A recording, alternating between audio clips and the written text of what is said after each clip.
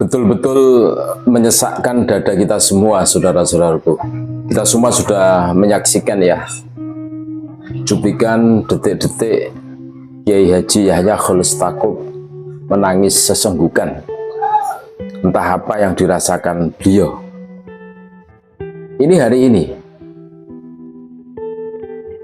Jadi hari ini tanggal 28 Desember 2025 ya. Tepatnya hari Ahad ya, pukul 12.00 WIB sampai dengan selesai.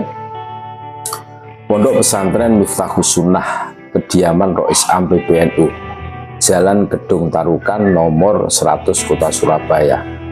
Agendanya silaturahmi. Ini undangan ditujukan kepada pengurus besar harian Syuriah, pengurus besar harian Tanfidiyah, dan semuanya hadir hari ini. Jajaran Rois Am ya, itu hadir semua.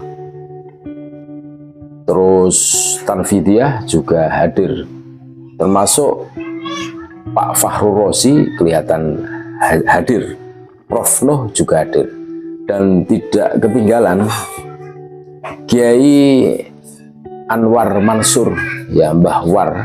Ini juga rawuh beliau. Ini betul-betul menyita perhatian kita semua. Kenapa demikian? Karena kiai-kiai sepuh ya, di sela-sela kegiatan ngaji beliau yang super padat ya, menyempatkan diri hanya untuk menyelamatkan NU, hanya untuk mengislahkan NU. Makanya kalau ada yang berani menciderai kesepakatan bersama islah di Pondok Pesantren Lirboyo, ini adalah musuh bersama, saudara-saudaraku. Jelas ini. Makanya apa yang dirasakan oleh Kiai Haji Yahya Kholil Stakuf ya, menangis ya kan, sampai sesenggukan.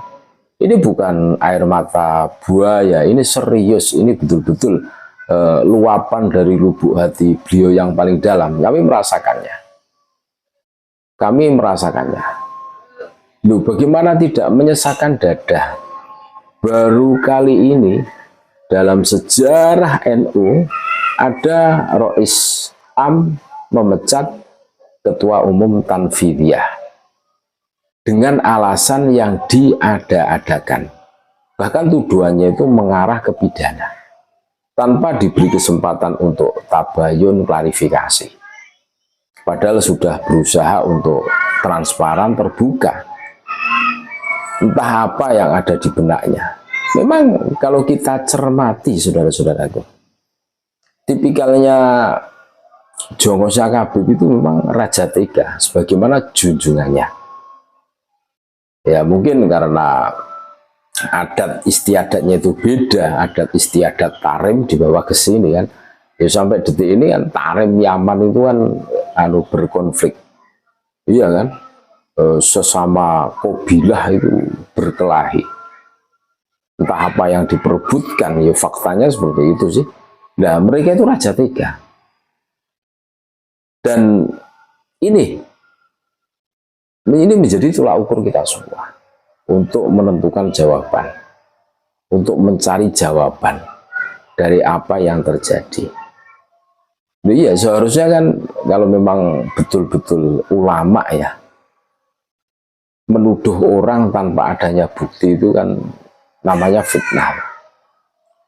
Ketika tuduhan itu baru isu, nah, belum terbukti, ya diundang, terus didudukkan, terus ditanyai. Apakah benar seperti ini, terus pembenarannya bagaimana, terus ada saksinya tidak, kan begitu kan?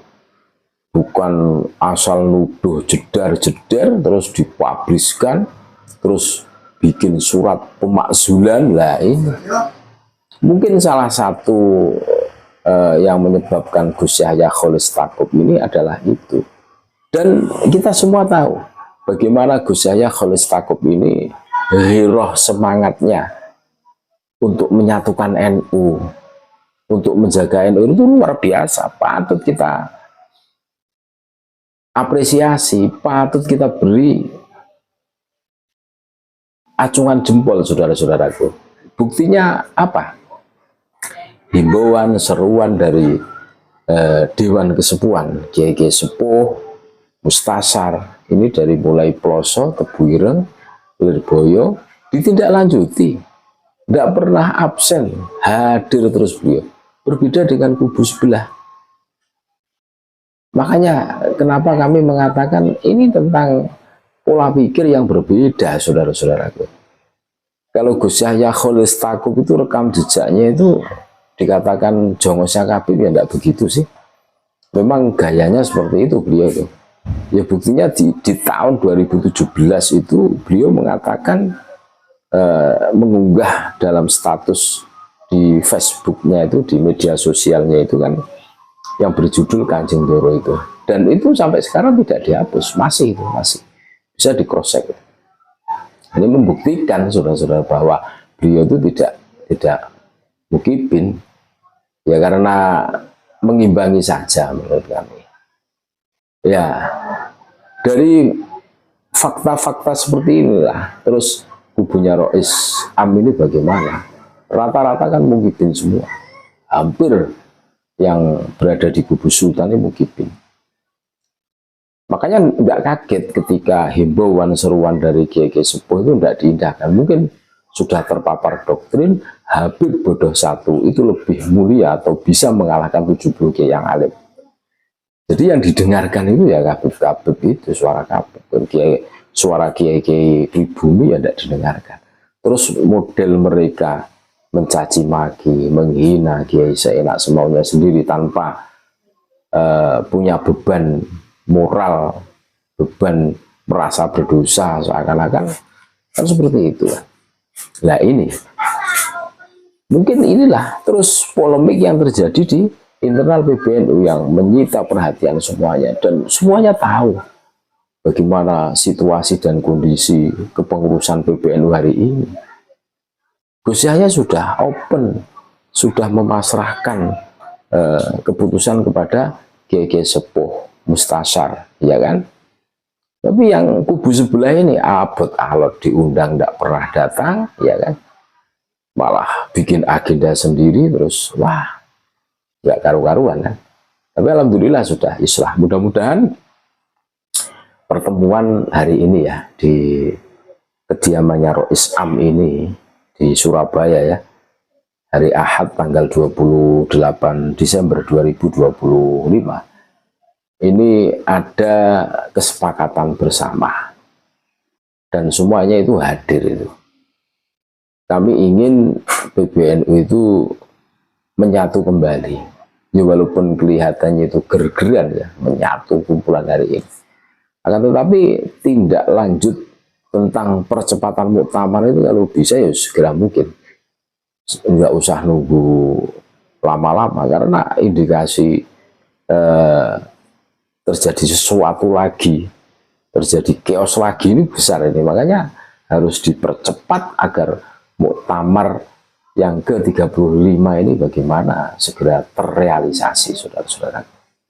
Jadi itulah saudara-saudaraku, kita semua sudah melihat cuplikan video bagaimana detik-detik Kiai Haji Yahya Khalil Stakuf ini nangis ya sampai sesenggukan ya, entah apa yang difikirkannya. Hari ini Ahad tanggal 28 Desember 2025 di Pondok Pesantren Miftahus Sunnah Surabaya, pondoknya Rois Am ini, saudara-saudaraku. Itulah informasi yang bisa kami sampaikan, mudah-mudahan bermanfaat.